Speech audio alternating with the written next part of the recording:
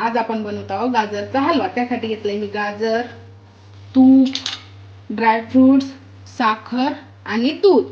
आता आपण गाजरला स्वच्छ धुवून सोलून त्याचा बारीक किस करून अशा प्रकारे आपण गाजर किसून घेतलेले। आता आपण कढई गरम करायला ठेवूया। आता आपण कढईमध्ये तूप टाकू, त्यावर हे ड्रायफ्रुट्स परतून घेऊ।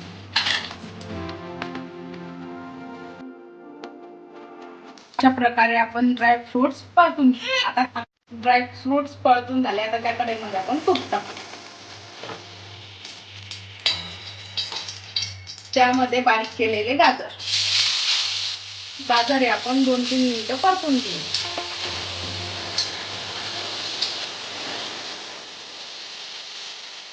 आपले गाजर हे तुपात चांगली व्यवस्थित परतून झाले। आता यामध्ये आपण दूध टाकूया।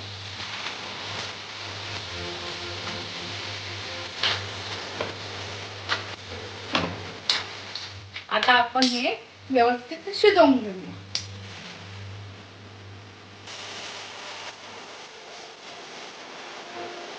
आता दूध टाकलेलं, आता यामध्ये आपल्या आवडीप्रमाणे आपण साखर टाकू।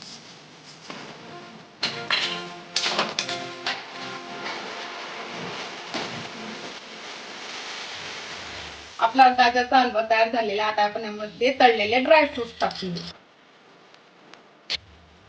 अशा प्रकारे आपला गाजरचा हलवा तयार झाला।